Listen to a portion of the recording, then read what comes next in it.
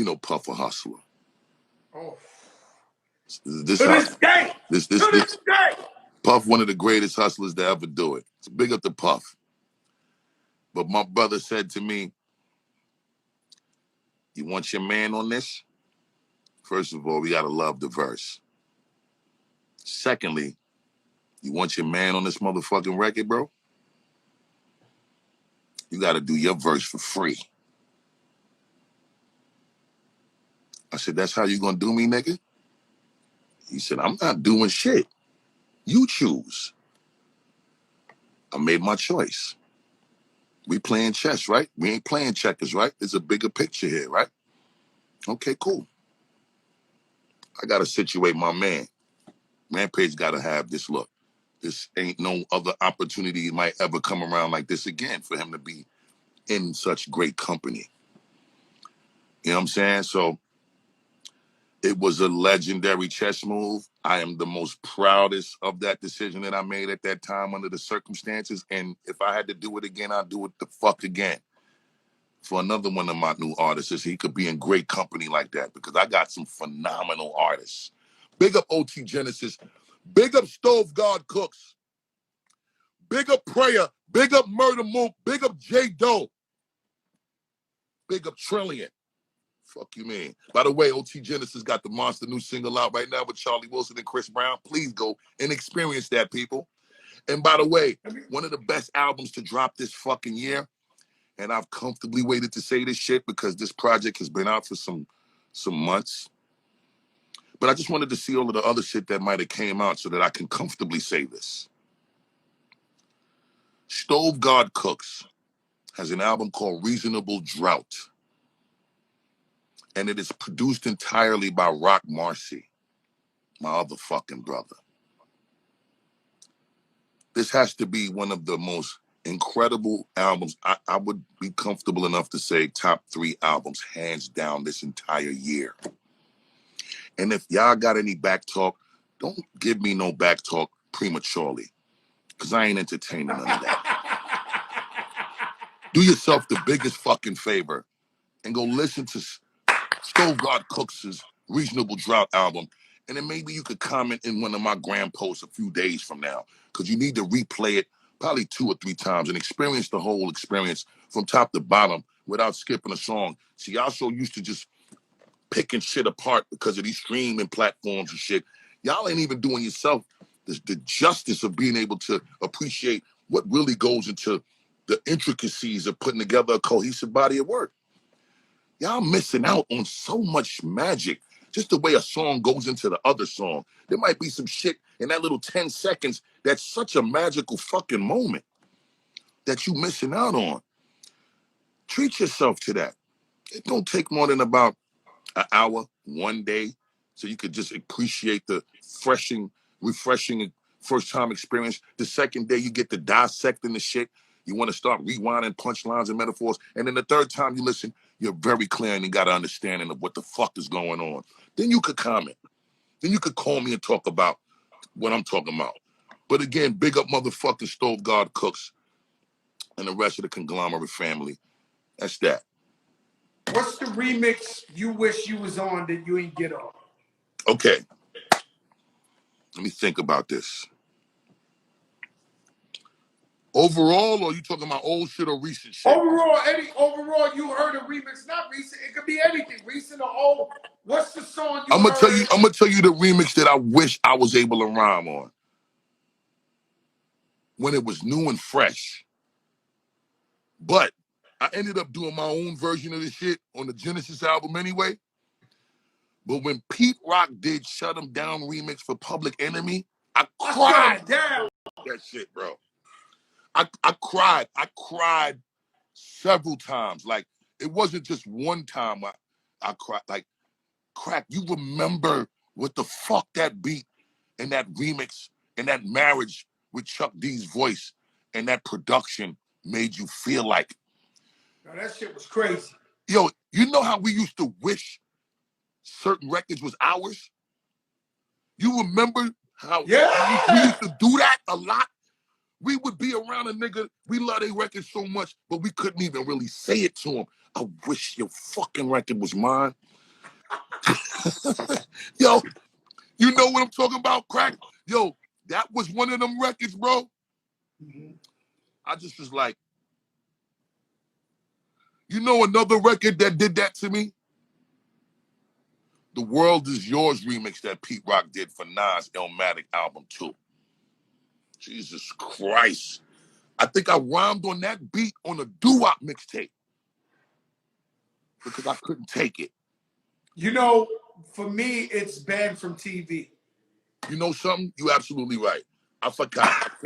I can't forget that. I think I rhymed on a remake version of Banned from TV. Later on, Nori did it over. I wanted in on the original so fucking bad, Crack. Yeah, that was So it. bad. When that shit comes on to this day, my goosebumps goes on, and I'm just like, oh my God, that shit is amazing. Banned from TV.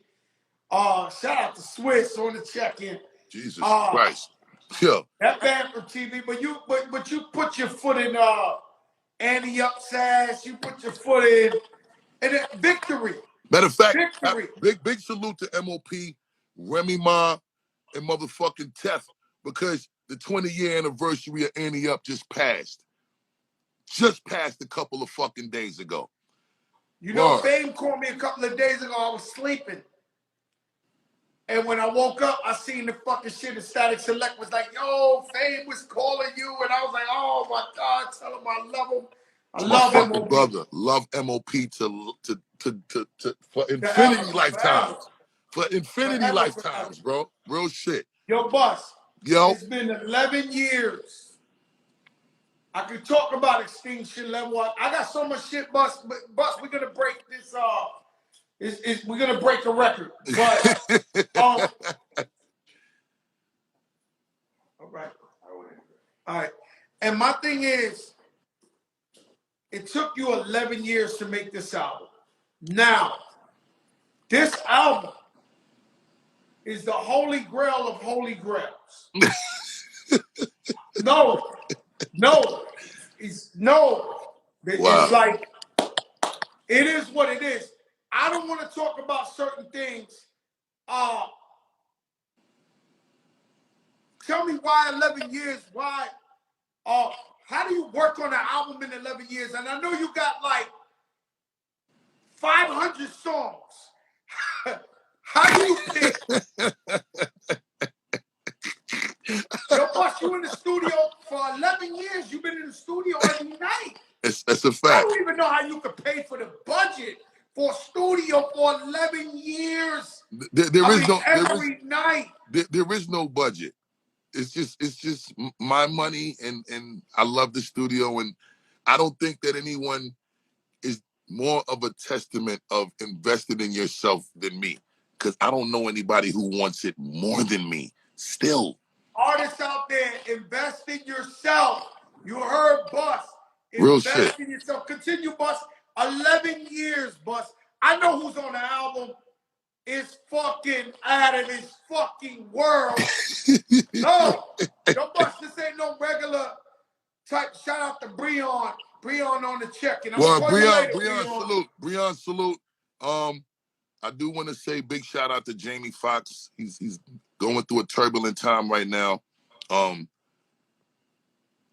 didn't know that. I don't want to put it out there on no negative shit. It's just, you know, family lost a very significant loved one in his family. I gotta hit him up. I love Jamie, man. Yeah, I want everybody real quick to just send they most beautiful, you know, prayers and incredible energy to our brother Jamie Foxx, and just wish him well through this challenging time. And Jamie, we love you, and you know, may the blessings continue to be bestowed on overflowing levels on you and your family during these times, brother. I love you, and forgive me if I disclose. Yeah, he's one of the best people I know on earth.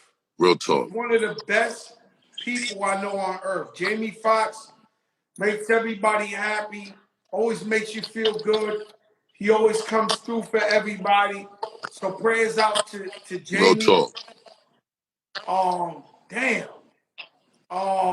Yeah. That's crazy, boss. Yeah. I didn't want to throw the energy in the negative place, but you know, we know that we got to start being a little more responsible and taking the initiative with keeping each other up. You know what I'm saying? Especially during these times. You know, again, like we was talking about earlier, you know, as men, we're not really allowed to talk about when we're going through vulnerable times and vulnerable spaces in our lives. And we got to stop letting that shit be okay. Like, we should be able to start being more of a resource to each other, bro. And it's okay to ask each other for fucking help. You get what I'm saying? Like, I think, you know, in life, when we get to certain ages, you know, we realize that we only have 2 cycles in life left. When you done been through 1 or 2 or 3 of them already, and you're at the midway. We've been through 3. We've been through 3. Well, we've been through 3. I've been through 4 before the 3 in the street. That was like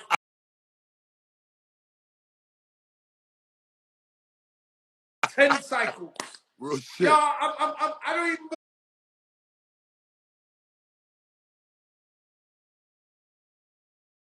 I can't even believe it. It's a blessing. We rock with each other and support each other. I'm not with the talk no more the way I used to be okay with a person saying something and not living what they say. That don't mean that you have to do anything for anyone. It's still a choice thing. None of this should come with pressure or stress. But if you are in the position to help a brother, a friend, a loved one that you know really need it, and they are worthy of that blessing from you, you ain't taking nothing with you when it's time to go. Oh, you never are. Never are. So talk to these people. Give me 1 minute, boss. I'm coming right. I gotta use the bathroom. Got you, King. Got you. Got me fucked up. Hold on. Talk to them 1 second, boss. Yo, I'm gonna spend this time to acknowledge a few people. I want everybody to big up Vibes Cartel.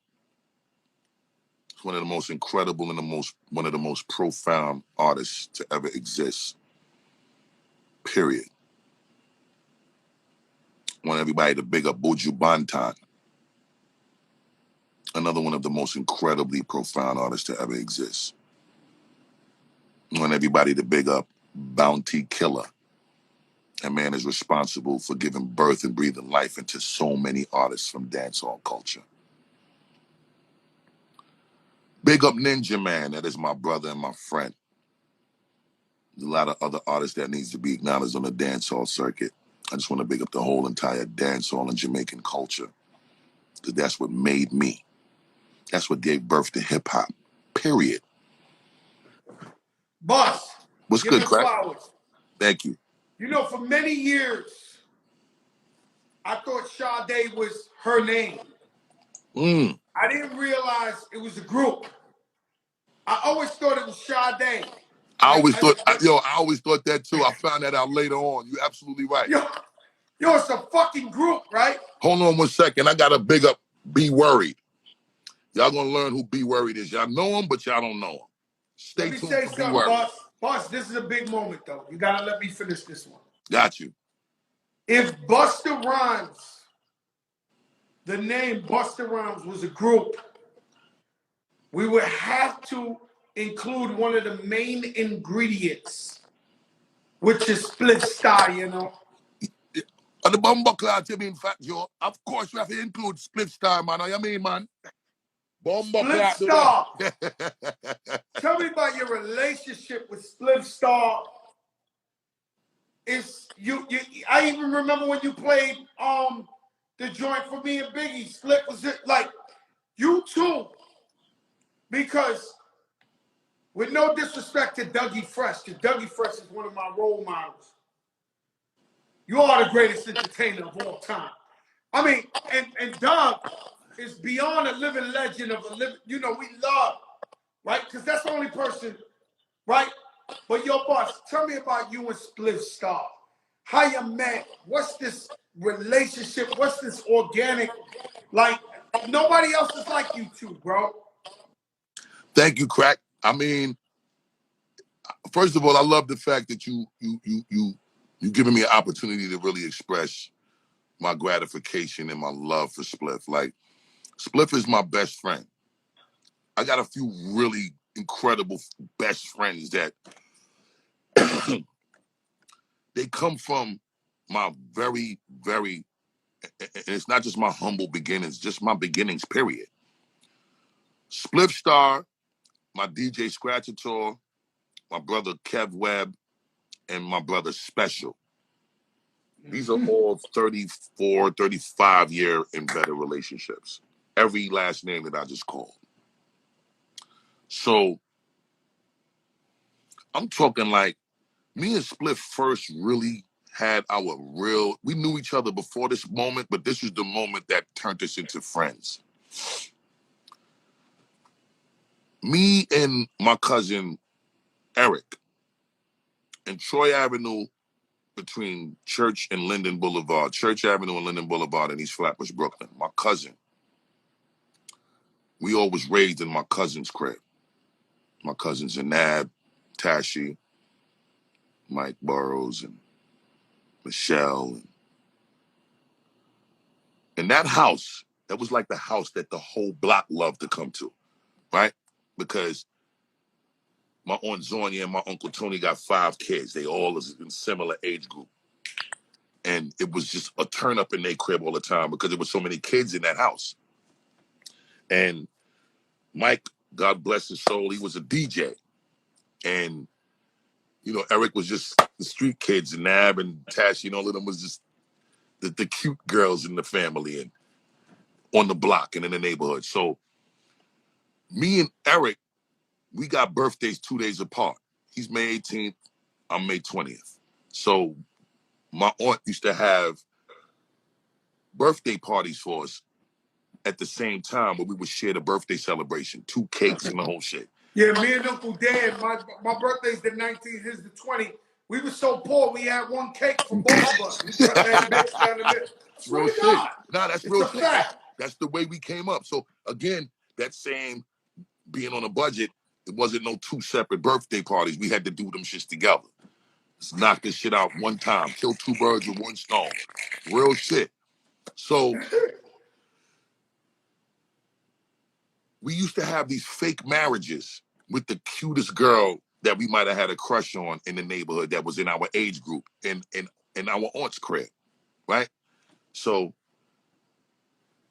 Janice, which is also a blood relative to the family, I had a crush on her, but obviously nothing ain't happening. We family.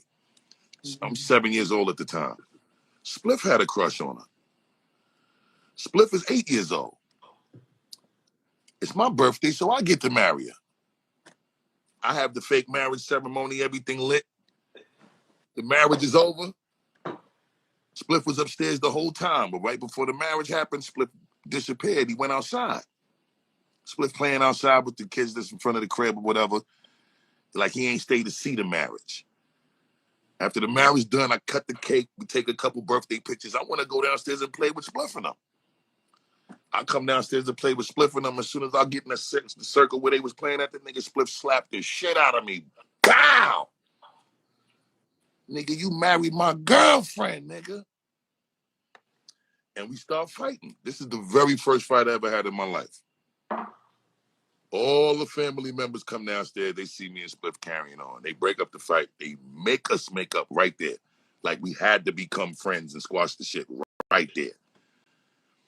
As soon as we squashed that shit, we became friends right there. I mean, we were friends before that, but we became like different type of friends because it was like we had a fight. You my brother. I'm sorry. We hugged. We got to playing.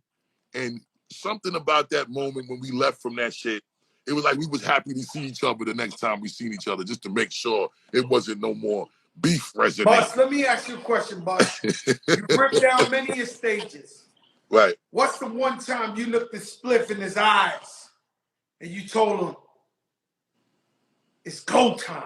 I know all of it, but what's the one time, one show that you looked at him and you was like, yo, we're dying on this fucking stage. We better buy this shit more than anybody. What was the one show? It's two of those. Well, one of them wasn't a show. One of them was just when Leaders of the New School was over, and I needed to figure out how I was gonna move, because obviously I told you from the beginning I never aspired to do the solo thing. I always wanted to be a part of a dope support system. Spliff was always like the main attraction of the block. When block parties came and all type of shit like that, Spliff was the motherfucker in the middle of the circle that garnished the most attention because he's a showman. You feel what I'm saying? One day Spliff was on a moped riding down the block. One of them sprees. You remember them sprees and shit? Spliff swerving back and forth in the street. Motherfucker hit the back of a double parked car. A nigga flipped up in the sky, fell. Nigga split his shin bone straight down the middle. Not across, straight down the middle. And nigga refused to shed a tear in front of everybody. Bone sticking out the fucking skin, the whole shit. Ambulance came, picked up Spliff, put Spliff in the ambulance. The door closed. As soon as the ambulance started turning the corner, that's when you heard Spliff bawling like a newborn baby, my nigga. Spliff goes to the hospital, comes back. Spliff got the wild pigeon toe walk. I leave, doing my thing in Long Island, shit work for a little bit. When it breaks up, Spliff, I should still come back and visit. Spliff used to be on crutches with the cast on his leg. But like if there was a block party or something happening, that nigga Spliff would go right in the middle of the block party. And you know that shit you be seeing Fabio Foreign and all of them doing with the one leg shit? Spliff was doing that on the crutches way back then. But see, that comes Back from in the day. culture. Yeah, but he'd be on the crutches and he'll just be bouncing his fucking little one leg shit like, you know what I'm saying? With the crutch on. Yeah. With the cast and the crutches. And, you know, Spliff, he just would make motherfuckers bust legal shots for him, and they putting their hands in the air and they saluting him because he just didn't give a fuck. Like, the show must go on with Spliff. He always displayed that. Spliff don't give a fuck. Spliff don't give a fuck. He don't give a fuck. And Spliff, you know, he really come from the dirt. Spliff done got behind the wall. I done got phone calls from Spliff was on the front of the lunch line with champion sweatsuits on, 2 herringbones and Air Force Ones and Rikers. You feel me? Niggas ain't on the front of the lunch line with looking fly like that behind the wall, especially back then, unless you put work in. So that's Spliff. You feel me? So Spliff was always a super asset and a super showman and a super charismatic motherfucker. And he not playing when it coming to defending the people that he loved. That's a fact. And let me ask you something, Bus. Wait. I didn't answer this question Okay. yet. So when I broke up with Leaders and came back for Spliff and Scratcher Tour, I told him it was go time for real. Spliff, he wasn't playing. It was almost like he was waiting to hear that because he was tired of doing what he was doing. The show that me and Spliff knew we had to destroy niggas every single night, and it was a serious go time. Not that we didn't value the seriousness of every show when we got on stage every time prior to this moment, but that No Way Out tour with Diddy and them in 97. Jay-Z, Foxy Brown, Dipset was on there as an opening act, and Puffin, Mason, the whole bad boy at the end. That tour, I think Usher was on that tour too. Usher had dates on that run too. This was 97. No Way Out tour. When we got to that, and it was arenas every night, and we had a fucking time slot that was right before Diddy. So it was almost like we was the co-headliner without being called the co-headliners. Because this is when Put Your Hands was white, sizzling hot, right? And Diddy let us come out there and have so much stage space that we was able to bring out the craziest stage production. Like I built Castle Grayskull from the He-Man cartoon on the stage and used to come out the mouth of Castle Grayskull. We had boxes on the fucking stage that I would appear and disappear in. Like magic trick shit was happening on the set. And we knew once we got past that intro, we had to perform to the point where it felt like we was going to have minor health crises going on. Because we knew we wanted it so bad that we was ready to perform to the point where blood was going to come through the skin, bro. And that's just... Yeah, boss. I've done quite a few shows with you, and I ain't gonna lie, boss. I always say, yo, I gotta bring my A game because boss is coming up. Yeah, like I'm like, yo, I gotta die on this fucking stage because you know they coming on and they're about to kill this shit legend. Like you either step your game up or yo, like oh you're nothing. You can't like. You know what I'm saying? You know, buses on there is like, and so that was the tour that y'all were like trying to die on stage. We tried to die on that motherfucker every night. That's a fact. Every single night, crack. Like, we was getting on stage right before Puff, so there was not one empty seat. I've been on tours in Madison Square Garden, 91. I went on the PE tour. It was me. It was Oaktown 357. It was Scarface. It was Naughty by Nature, Queen Latifah, Ice-T, MC fucking Light, Kid and Play. Like, Tribe Called Quest, Son of Berserker, and Hellraisers, Leaders of the New School. All on one bill. But we was the niggas that was getting on before people even paid for their ticket. So we was performing for a completely empty venue. And we would perform so hard because we knew that once we was loud enough for niggas on that line to hear us that was at the concession stands or that was getting their tickets punched, they was going to start running inside to see what was going on. So we was the niggas that was trying to get people to their seat. I remember that feeling. I didn't want to go back to that. So now that I'm on at a time slot where I'm getting on right before the headliner and I'm looking like one of the biggest things right before the headliner, I'm coming for blood. I don't want no prisoners. Everybody got to die. That was the mentality because I don't ever want to go back to canned food. I'm eating steak now. Yeah. And if I'm going to eat canned food, it's going to be at my choice because there's nothing wrong with having a $2 million, $3 million, $4 million crib and you still got your motherfucking peanut butter and jelly sandwiches neat in the motherfucking expensive Sub-Zero fridge with the fucking wheat bread and you still going in there and making your shit like you ain't forget Section 8. You know, we still them niggas. You know what I'm saying? Yeah. You know, they got Publix sandwich here. I go get me the bologna with the yellow mustard on the arrow. They be like, oh, you ghetto for real. You ghetto for real. I'm like, yo, bro, this that real shit right here. I come up on this shit. Every now and then I gotta reward myself with a bologna. Real shit. With I'm mustard sandwich so I can know the difference. That's a fact, bro. It don't matter that we on our fitness and wellness. We still get cheat days. You get to eat what the fuck you want, nigga. Fuck you mean, son? Yo, boss, let me ask you one last question. Mm-hmm. What you want the world to remember Busta Rhymes as when you gone in a million years from now? What do you want them to take from Busta Rhymes as a person, as a man, as career, legacy? What do you want them to take from it? Several things. I think the most important thing for me that people walk away with is that I'm a man of principle. I'm a man of morals. I'm a man of integrity. I'm a man of respect. And I'm a giver and I love to love. You know what I'm saying?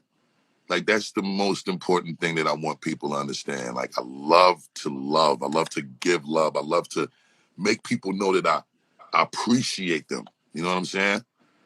And I think that's been a beautiful thing with the way I was loved. My mother and my father loved me for real. My family, my kids,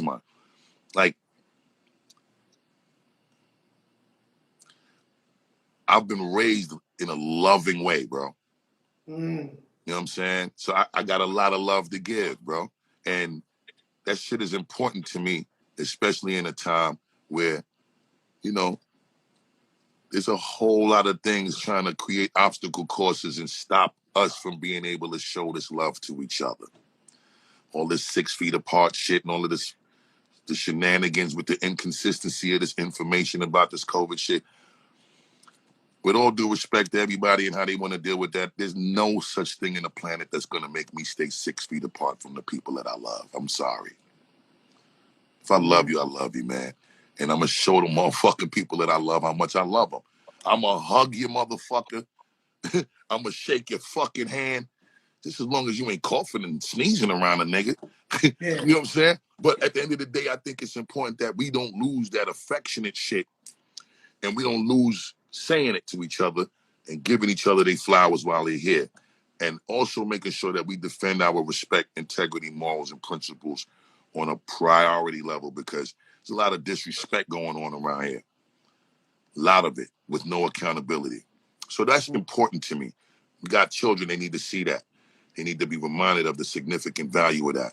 They running around here thinking they could dish people and troll niggas and ain't no punishment coming behind that shit because you want followers and shit. You want niggas to just click your likes button because you did some weirdo shit that you think ain't nothing gonna come back to you behind it? Nah, we gotta reinstate what accountability really means because these kids need it. Last but not least, I want to be remembered for doing something that helps shift the climate in a productive way on a global level.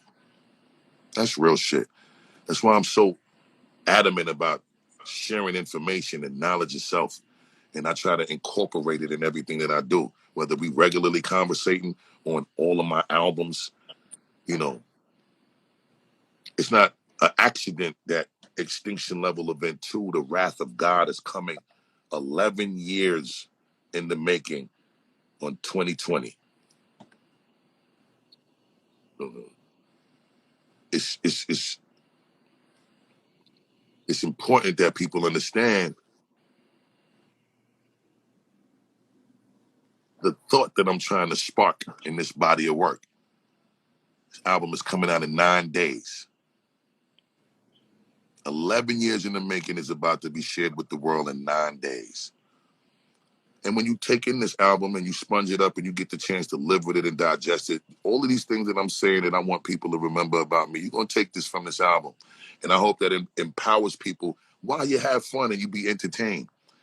But I also want people to know, too, because I love this thing that I've been blessed with as a gift so much, that I'm one of the most incredibly dangerous motherfuckers that ever touched this microphone. And we're going to give people a friendly reminder when they get this album. It ain't just touching the microphone, boss. It's anthems, it's classics, it's hits, it's underground shit. It's like it's beyond touching the mic. You don't did it in every aspect of arena, genre, Janet Jackson, Mariah, fucking Gabrielle Union as your wife. Y'all trying to kill each other and shit. Like, yeah. You done did so much shit, boss. Ain't no way. I mean, it's just no way to explain it, bro. It's Thank just you, no Craig. like. I'm not gonna lie to you. To interview you, you was the most intimidating person for me to interview, even though you my brother, because your history and your shit is so fucking long. And this new album is gonna add a whole nother layer to that. Thank you, big bro. Because the new album's a classic. Thank you. They can say you my brother. I can say the new album's a classic. Oh, man. Thank you, bro. The new album is a classic. I want to shout out Showbiz Born Lord, DITC. I'm gonna tell you something you never heard. Big shout out to the whole DITC. Well, Showbiz but Born I'm gonna Lord, tell you something you Diamond, never heard.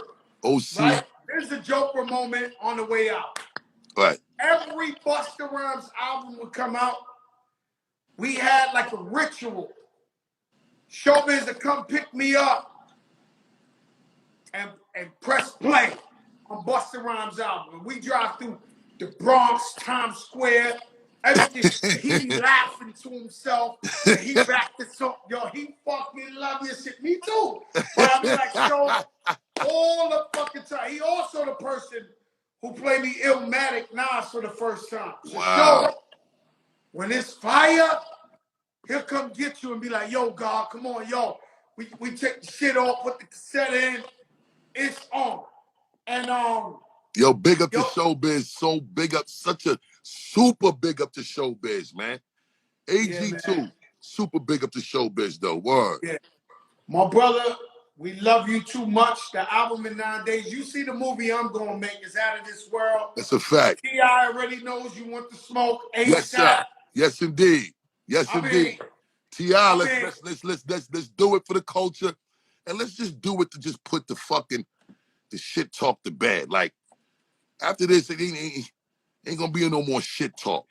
We just gonna set the record. We gonna set the record straight, T.I., and we gonna motherfucking embrace with love, and we gonna give up the championship belt to who it needs to go to. That's that. Boss, I love you, my brother. I thank you. I appreciate you, man. I know you love don't you do too. this for nobody. Shout out to our brother Nori. I know you're doing Drink Champs. Yes, yes. And you know, I did say this on Drink Champs. We got to do a better job at honoring Chris Lighty's legacy. I tried. No. Crack. We all need to be ashamed of our motherfucking self, Crack. Every last one of us, we need to take responsibility. And it's cool because the upswing is we all alive and well, and we can still get it done the right way. Let's do it. Let's do it. I'm there. Let's do it. That's that. 1,000,000%. I love you, Bus. Nothing but love, my brother. Love you too. One more thing. Okay. I just want people to be clear. Again, Extinction Level Event 2, The Wrath of God, October 30th, 2020. 9 days away. I salute everybody. I ain't even gonna lie to you, your Bus. I see a T.I. Busta Rhymes battle on the 30th or the 31st, Halloween. It's about to get ugly in the streets. Hey, yo, listen, T.I. got a new album out. Let's big up and congratulate T.I. for his new album, Legal. Yo, congratulations, Congratulations to T.I. And the album is scorching, and the new single with Little Baby is a scorcher, too. Matter of fact, give me a verse. Give me a verse on the remix, T.I. Give me a verse on the remix of the joint with you and Little Baby. Let's not play around. Let's work. Let's work. Love you, Bus. Love Stay you, up, baby.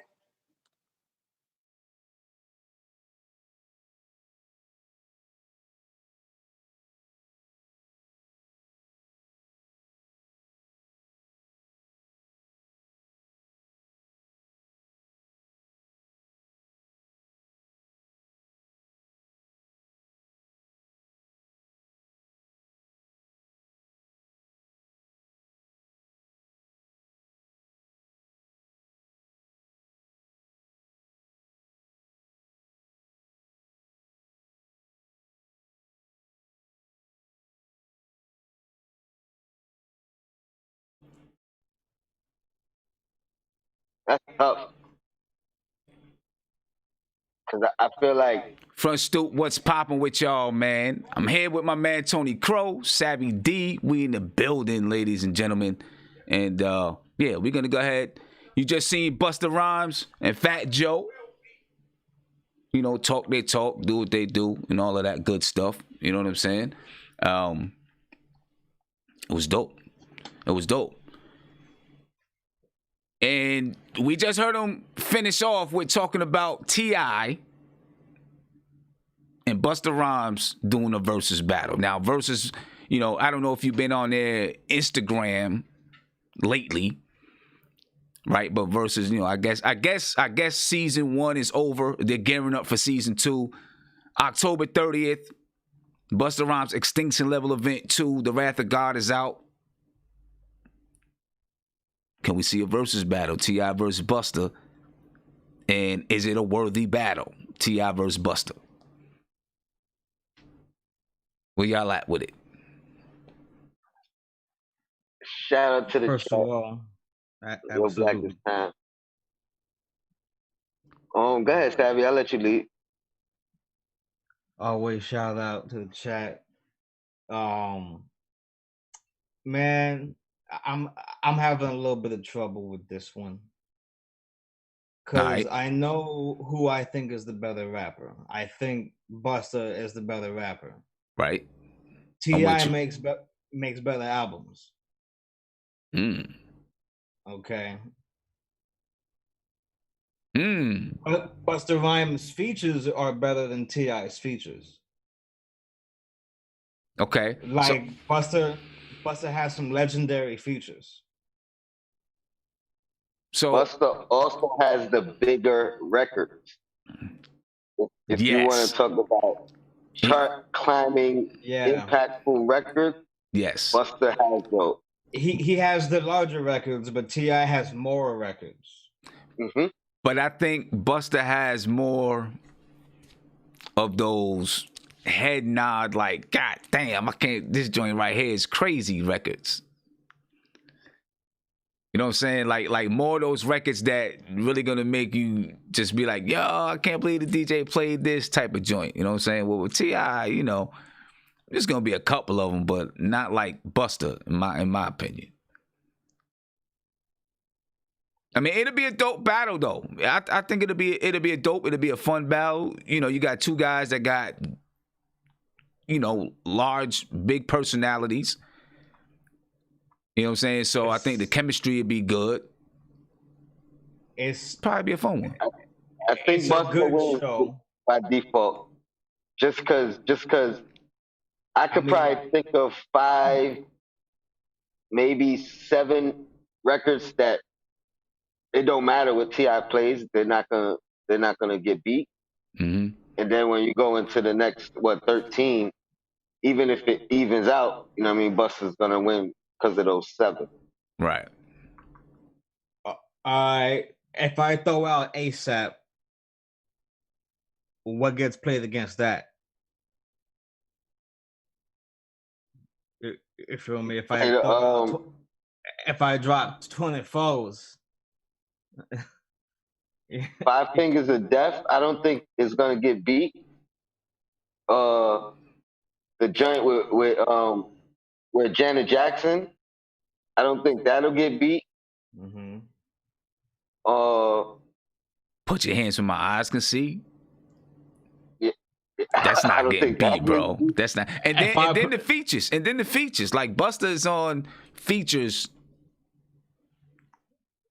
If I drop Live Your Life, right? If I drop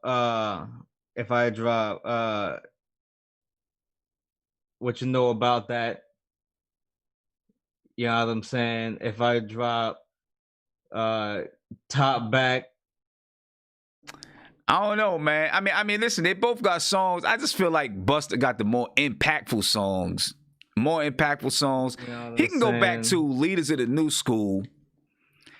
I mean, he got joints with because when you do the verses, it's not just about your songs, right? He can do joints where, you know, what was the joint he had, the LL Cool J remix.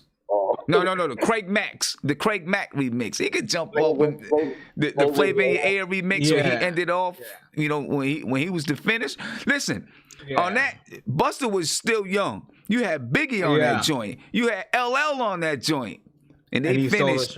They finished, you know what I'm saying? Busta Rhymes, he brought it home. You know, that lets you know. This is why I have trouble with this matchup. Because I know it's an unfair matchup, but I don't know who it's really unfair to. You feel me? I think the longer it goes, the more T.I. gets a chance. Exactly. I feel like I agree with you on that. I feel like by volume, right? Looking at the fight as a marathon and not a sprint, I would want to give the edge to T.I., but it seemed like Busta comes from a different era, where maybe his commercial career might have started not too many years apart from where he dropped his first album to where T.I. dropped his first album. But when you look at how active he was, you know, all over the place, just spitting the way that he was, right? Like, there's so many different eras of Busta Rhymes, just himself, you know. There's the dreads tied up Busta, you know what I'm saying? There's so many busters to explore, and he transcends all these different eras. Exactly. Whereas Exactly. T.I. was really on top during a certain era, right, and has been active outside of that particular era and still commercially successful, right, and dropping good bodies of work. But then you could clearly see when his focus went away from music for a little while there, but then he came back and he was still making decent albums, and it was like, okay, well, you figure Busta, they say what, this 11 years since his last project. Yeah, and somehow his name hasn't really even faded that much. Of course not, because of how great his features are. And exactly. His features keep him there, and his style. Not only does his music transcend eras, right? You know, he's leaders to the new school. They dropped their first joint maybe in 90, 91, right? And now it's 2020, and Busta got a new album coming out. You know what I mean? So obviously he's dropped music in all of these different eras, all these different decades. Right. But his style, he's so versatile. His style can, just transcends different decades. I'm Serious came out what, like 98? So 96, 98. Yeah, I'm Serious came out. Yeah, Money Mars said Busta spans 5 decades, definitely 5 decades. And I just want to remind everybody that's out there, man. We're a little bit later tonight, but every Tuesday night, 9:30, we do this Hip Hop Society and Life podcast. Thursday nights, we do Underground Radio. I put a link earlier in this YouTube chat where you can go check out the 24/7 live stream, right? And you can chat all day long. You know what I mean? 24/7 is just underground music, underground hip hop. Make sure you go check that out, ladies and gentlemen. It's pretty dope. I'll put the link in the chat one more time before we get out of here. All right. But that Fat Joe, Busta Rhymes, great conversation. 2 legends in the game. It was a great conversation. And then they ended off with, a challenge to T.I. You got to do something to get the headlines. That was a good way to get the headlines. But Busta's album by itself is going to get headlines, man. Extinction Level Event 2, The Wrath of God. If you guys have seen, you've seen the artwork, seen the videos, stuff like that, that he's put out, I'm excited for it. I can't wait for it. You know what I mean? Can't wait for it. He got the single with Anderson .Paak right now. He been busy, boy. And that joint, that joint is, you talk about 2 people that can put something together that defies everything that you normally listen to. That's 2 people that can do it right there. But like I said, ladies and gentlemen, make sure you subscribe to the channel. Go check out the 24/7 chat. Check us out every Tuesday right here. So subscribe to the channel so you can check us out every Tuesday. We just talk about hip hop, society, life. You know what I mean? And, besides Savvy, we basically old school heads right here. So, we talk about some things that you want to talk about. You feel me? All right, we got 2 streams going right now. So I want to make sure that we getting, we shouting out everybody in every stream. I mean, so yeah, that's what it is. But I want to talk about something else that they were talking about. Earlier in the show, they were talking about Ice Cube. Ice Cube supposedly getting canceled because, of everything going on with, his contract with America, for black people, and with Donald Trump, right? That the Donald Trump campaign reached out to Ice Cube to find out what he was talking about. And then they used some of that in Donald Trump's platinum plan. As a matter of fact, you can check out our breakdown of Donald Trump's platinum plan, and we got a breakdown of Joe Biden's platinum plan. I mean, not his platinum man, Joe Biden's plan for Black America, right? We got a breakdown for that too. Actually, we got to do another part to that breakdown. But what do y'all think, man? How do y'all feel about Ice Cube? We're going to talk about 50 Cent too, but how do you feel about Ice Cube? Man, go on. I haven't really got into, what his plan was. I'm not really a fan of the cancel culture per se. and just the idea that, you know, there's a possibility that Trump could win, and if you could somehow reach through to him in some way, I know it's kind of far fetched. I mean, it's the worth a try. Is better than doing nothing and not having a plan. Like the Right. people that are talking about him and don't have any plan, they should probably be quiet. Right. So, I mean, but what do you think about, you know, people are coming at Ice Cube because I guess people thought that he was working with Donald Trump, right? That's what a lot of people think. He's working with Donald Trump. No, he brought that same plan to the Democrats as well, I believe. I don't think he brought it to anybody. I believe they reached out to him and said, "Hey, we want to talk to you about your contract," and then, you know, so that they could see what was in the contract, right? Yeah, he said that, and he said that the Biden campaign wanted to talk about it after the election was over, and that the Trump campaign wanted to talk about it like before, and so they met to discuss like some of the elements of the contract as according to the way that he has explained it. So he hasn't really collaborated too much with anyone. He's had a conversation, it sounds like, and one group wanted to wait until after the election. One group seems to want to be able to capitalize on the opportunity prior to the election, regardless of what the agenda behind it might be, whether it's to actually fulfill some duties or not. When you have somebody who has an actual agenda that doesn't really get much acknowledgement, you gotta accommodate for the possibility that they're gonna go and meet with the person who's in power of the country, you know what I'm saying? Like, and talk about it, because I mean, there's more of a chance of getting somewhere doing that than being like, nah, you know what I'm saying? I'm just gonna not go and talk to the people who have the power to do something, you know? Right. And that's what you're supposed to do. You know, if you have certain people that's in power, you say, okay, you know what? I have an agenda. I'm going to go talk to them about my agenda. You know what I mean? It bothers me. It really does bother me when we get all these people that say, oh, nah, I wouldn't go have a meeting with this person or that person, or talk to this person or that person, right? Because they feel like, I mean, that's just crazy. You know, I'm not going to go talk to Trump because, you know, he's Donald Trump and he's this and he's that.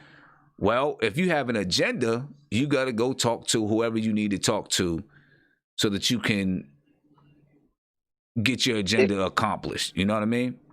If someone is upset, it's two things. If they're upset because he spoke with Trump, period, I think that's idiotic. If they're upset, man, maybe saying he should have waited to after election and see Okay. who's in power, that I understand.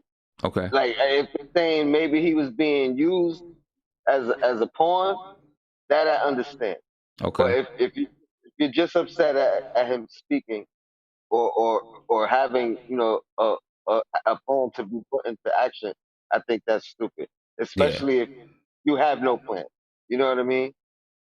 Right. Now, So, I get that, and I definitely understand where you're coming from, and that's what Fat Joe was saying, right? You know, he wish he would have waited until after the election and then say, all right, now let's talk about this platinum plan right here, right? Let's take a listen. Let's just listen real quick of what Ice Cube had to say when he was on CNN. Right? He went on CNN and he talked about it a little bit and explained, you know, just, I don't want to say explained himself, but basically explained himself. So this is Ice Cube with Chris Cuomo from CNN. Prime time. Thank you for taking the opportunity, brother. I appreciate it. Thanks for having me. Chris, your lead-ins are a little misleading. How so? Well, the Platinum Plan is not my plan. I came up with the contract with Black America, and I didn't run to go work with any campaign. Both campaigns contacted me. Both campaigns wanted to talk to me about the contract with Black America. One campaign said, "We love what you have, but let's really dig into it after the election." And one campaign said, "We love what you have. Do you mind talking to us about it?" And that's what I did. So I didn't run to nobody. And so that was real misleading to me. Well, I didn't say you ran to anybody. I said that you had taken a pivot. Well, you said I ran over to the Trump team instead of the Biden team. That's just not true. Well, but you are working with the Trump team instead of the Biden team, and people are giving you heat for it. What do you say to them? Well, I'm willing to work with both teams, but I'm just working with whoever is willing to work with me. So the Trump campaign came to me and asked me to explain to them some of the contract with Black America. That's what I did. I'm not playing no more of these games, these political games. We're not part of a team.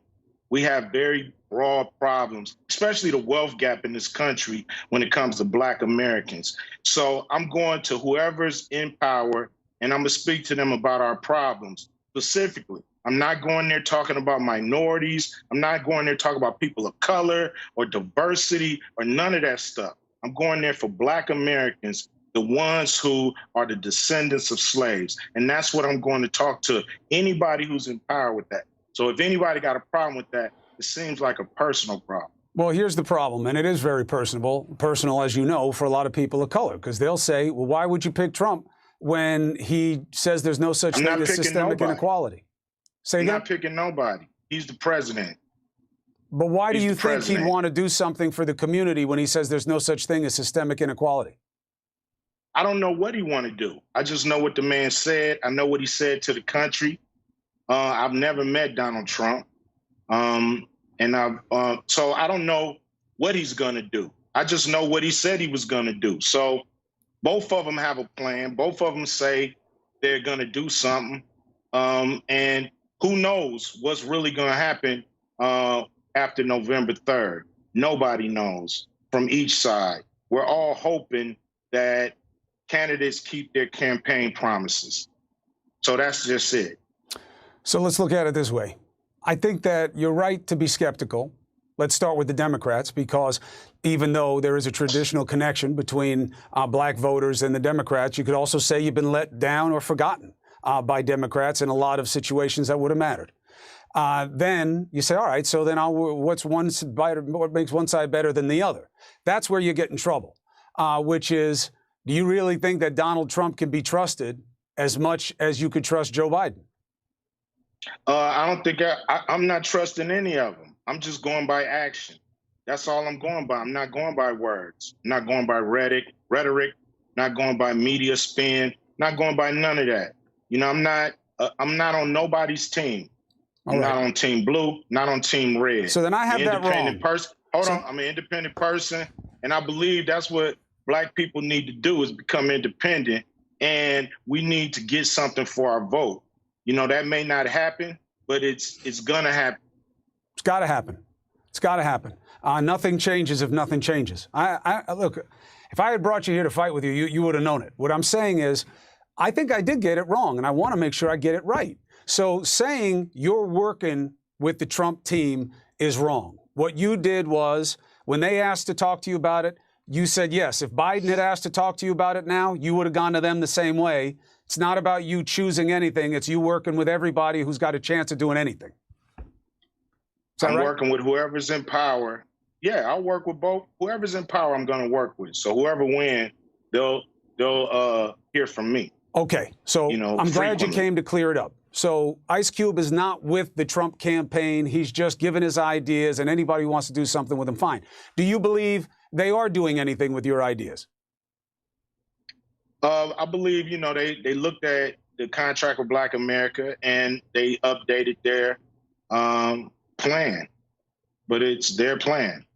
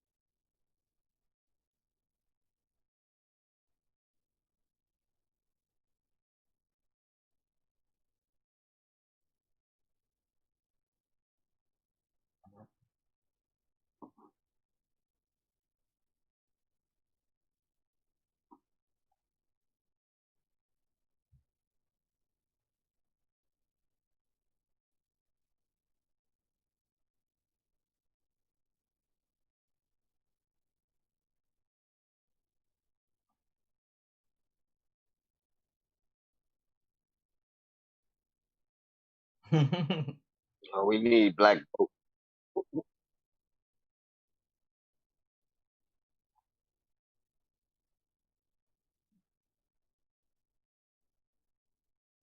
Boy said platinum.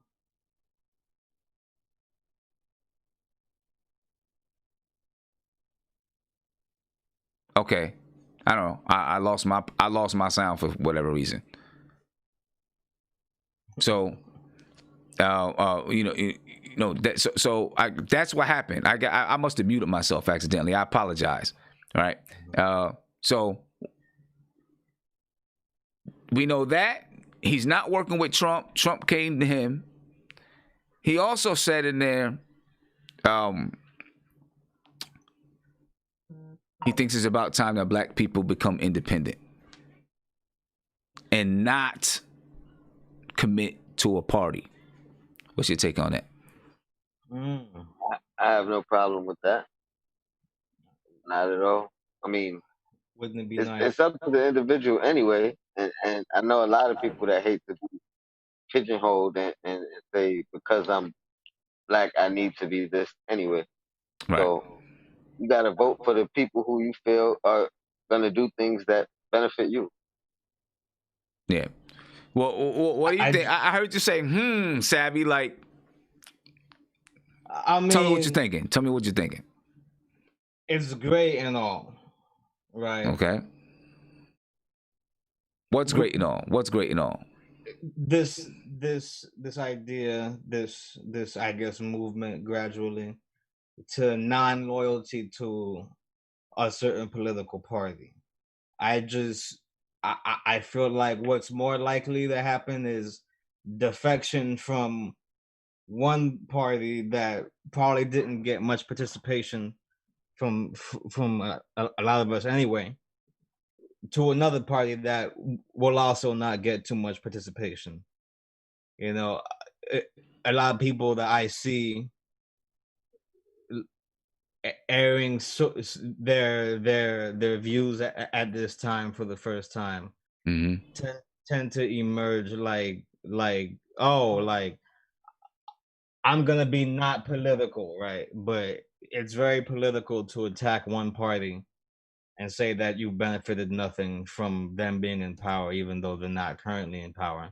And a lot of the issues cited have been only intensified in recent years. Then going and defecting over to this other faction, this other one of two factions that we get to really choose from, aside from the smaller ones who tend to make themselves sub factions of the larger factions at play. Then all that's happening is that we're flopping again, like we've always done, from one base of promises to another, right? One swears that things will trickle down to us economically, slowly, you know what I mean, and then by being economically empowered, all the racist stuff would just stop bothering you, and it's not the case. What I would like to have happened was the rainbow coalition of voters had come to fruition, right? And then we could have a party built along those lines that we could actually have a legitimate expectation of having some success.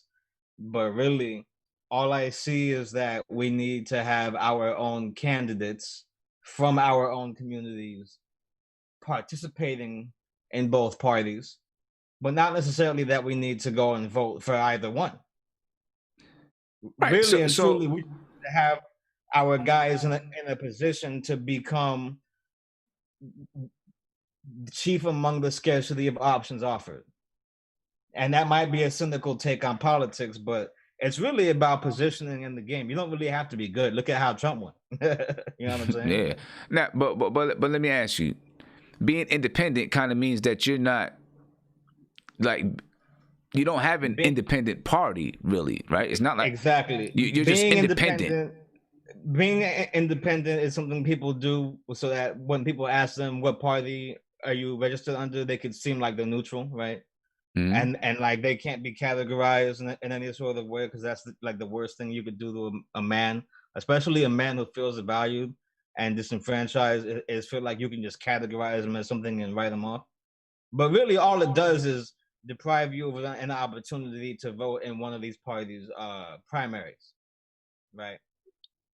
And so, if you can't vote in the primary, then you can't have a say in who goes on to compete for the candidacy, right? For the presidency, right?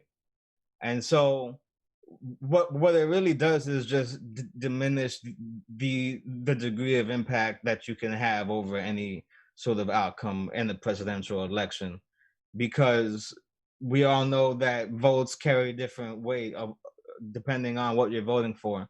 State elections depend on votes very strongly, especially individuals to show out and vote, right? But then also when candidates are competing within their own parties, like it's a conference finals, right? Right.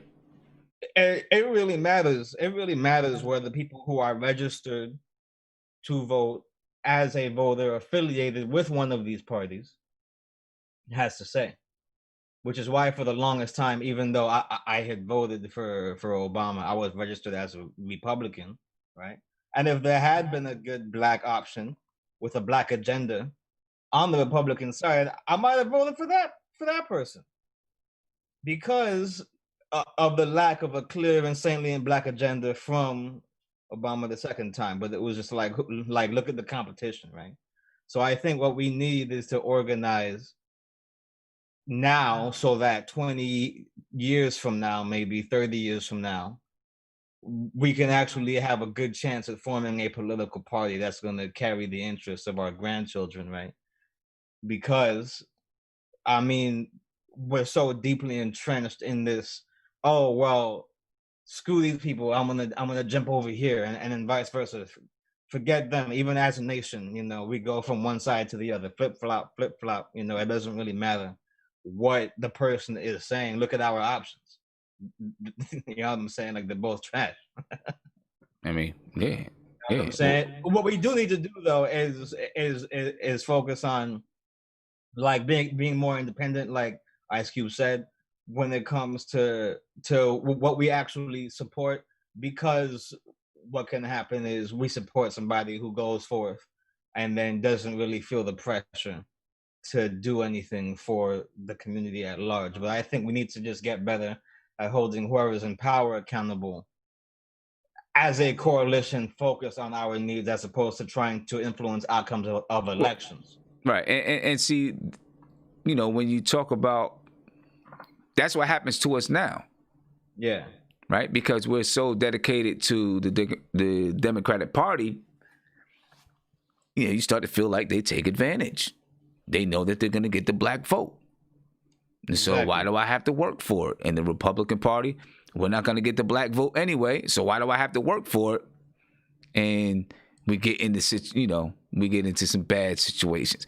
I want to move forward and talk about 50 Cent, because 50 Cent, you know, he has his own things about Trump, right?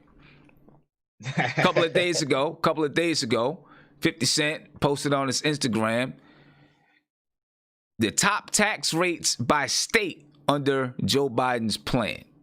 California, 62.6%. That's the top tax rate. Okay? Top tax rate.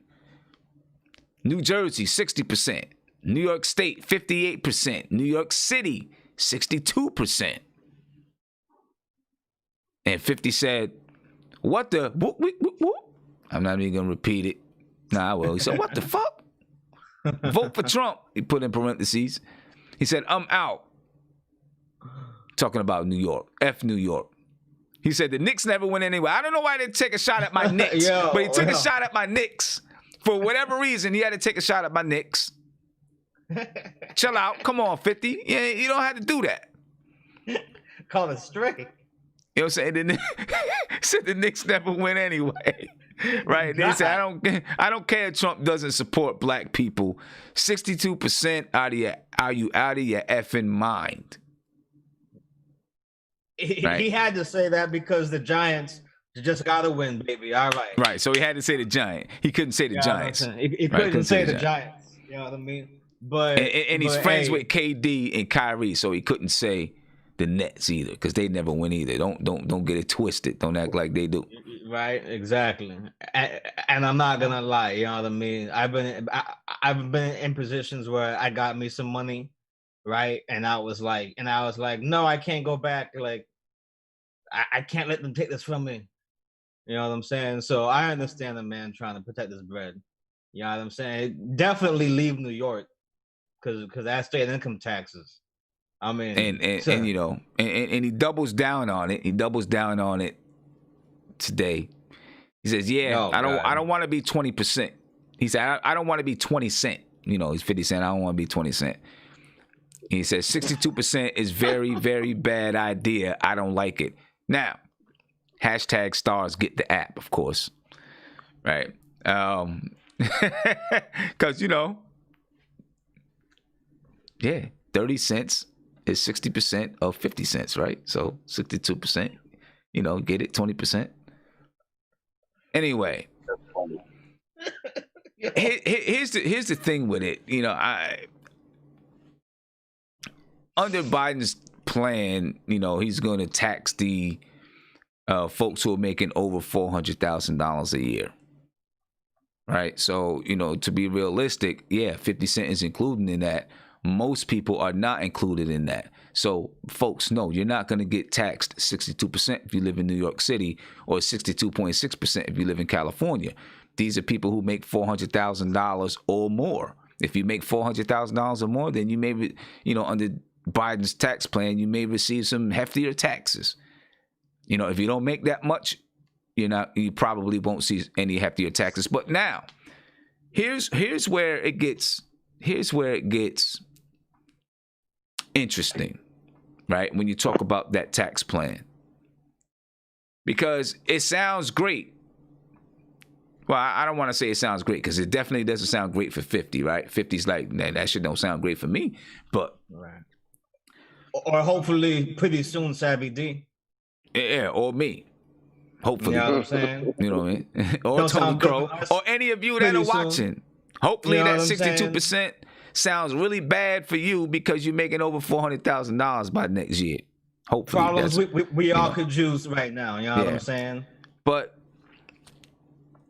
here's the thing, right? So that 62% or, you know, being taxed higher over $400,000 may not impact a lot of middle class folks tax wise, but it does impact those folks, right? Because the taxes go, you know, for those who are making a certain amount of money, maybe they own businesses, maybe they lead corporations, maybe they're artists like 50 Cent, you know, whatever they are. And then, of course, there are, you know, loopholes that are going to be closed, you know, for corporations, this, that, and the other thing. What ends up happening sometimes is that, okay, I'm 50 Cent. I make $1 million a year. You're going to take 62% of that, which means now I only got $400,000 a year. I don't want to say only, but now I'm making $400,000 a year. I got all these people that I employ. I'm paying these guys $75,000 a year. I can't afford to do that now. I got to fire 10 people. Or I gotta let 10 people go because, you know, you're taking 62%. So that can trickle down that way as well. Even when you talk about corporations and stuff like that, it can trickle down that way. You know, where now even those who are, you know, working for a corporation who, you know, they see some tax changes. Not that I agree that, you know, they should get all the tax breaks, but you know, they see some tax changes and they're like, well, we got to let some people go because we can't save this money, that money, or this, that, and the other thing. I can get that. You know, but, you know, there has to be something done because you can't have the richest 1% of the country paying less than the other 99%. You know what I mean? You can't have that. That's not cool. Paying less taxes, I mean, than the other 99%, you know? So, you know... As long as capitalism works the way it does, and the taxes get spent the way they do, we're gonna have some of our favorite rich black folk getting caught in the crossfire. You know what I'm saying? Because honestly, if the taxes went to where they needed to go,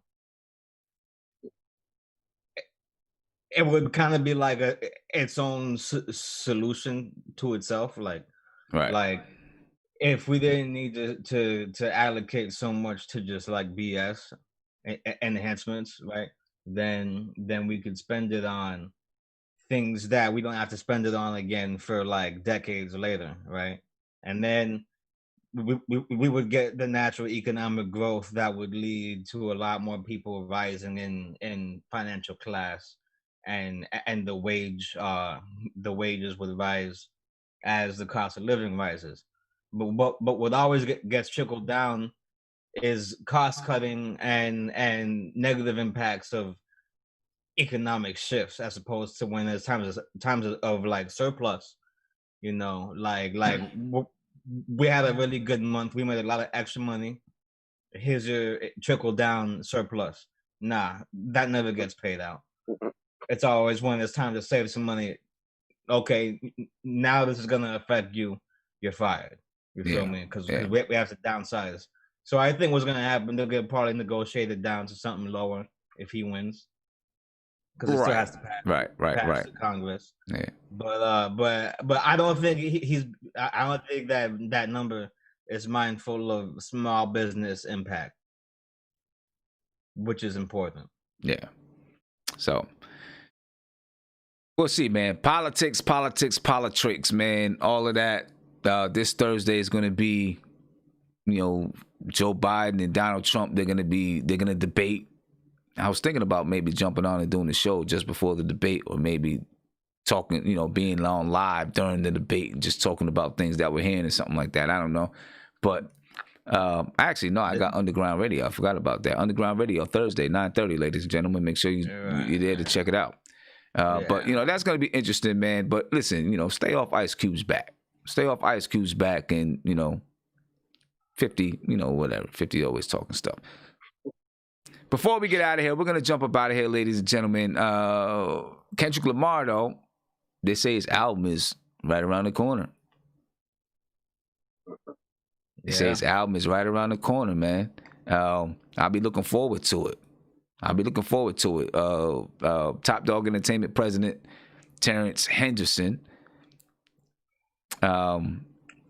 he insinuated that Kendrick Lamar's album is right around the corner. When a fan asked him on Twitter, when is the album dropping, he replied, pretty soon, as in soon. So, you know, that's definitely going to get people like, okay, I'm ready for this.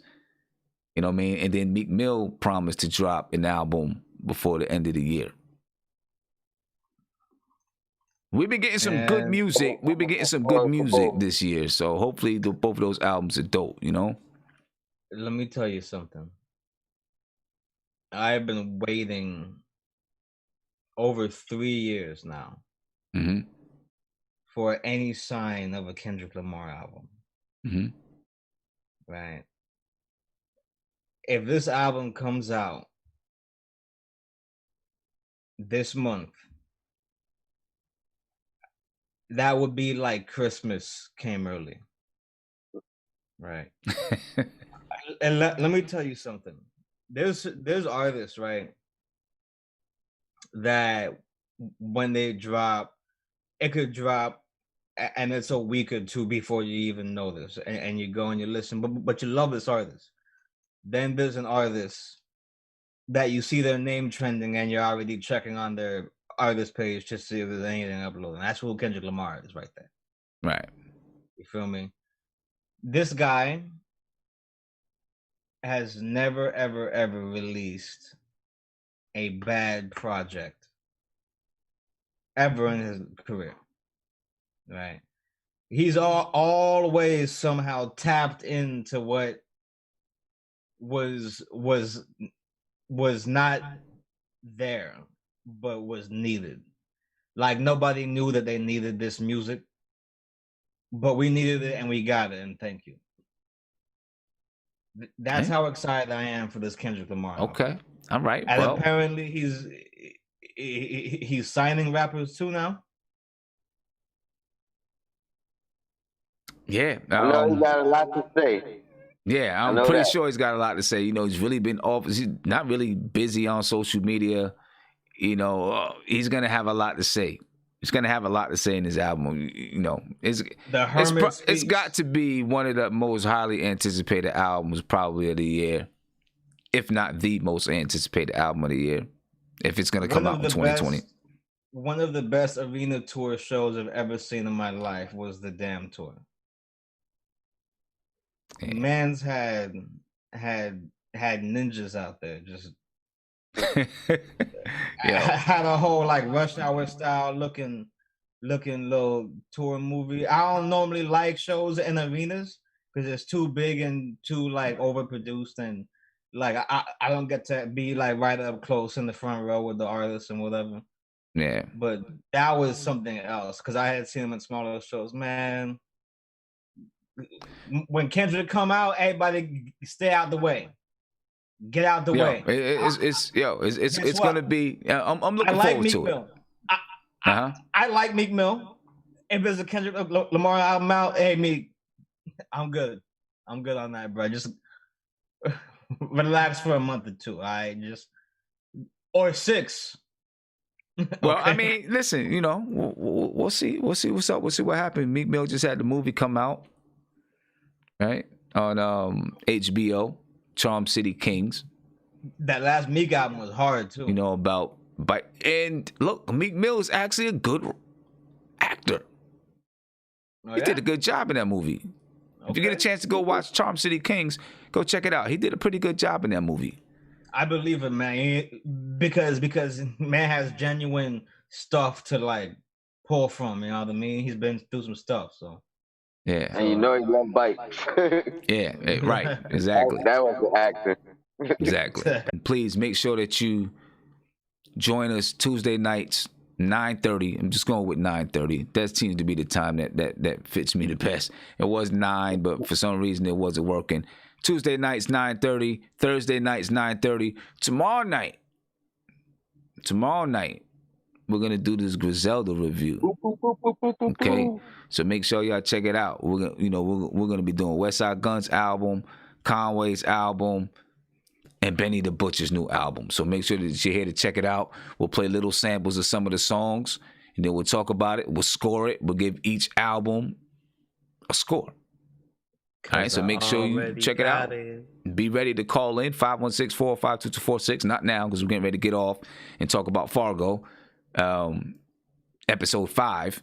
So, you want to join us there, you can join us there.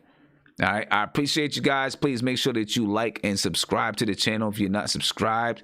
And anyone that is just joining us, and if you want to, if you're jumping in because you want to check out Fat Joe and Busta Rhymes, all you got to do is rewind the video. All right. You can rewind it, take it to the beginning. You'll be able to check out the entire interview and all of that. All right. Be peaceful, ladies and gentlemen. Please subscribe to the channel right now if you're not subscribed, so you get these notifications. When you click on the notification, make sure you click on to get all notifications. All notifications. That way you'll be notified anytime we jump on and go live, or I post a video or anything like that. All right. Be peaceful, ladies and gentlemen. Sit. Be peaceful. Hip hop. We're out of here, Shout man. out to the chat. Yo, Blackest Time. And for those of y'all who are waiting for us to do Fargo, we're going to be on in like 2, 3, 5 minutes. Give us 5 minutes to switch everything over, and we'll be ready to talk about Fargo. Be peaceful.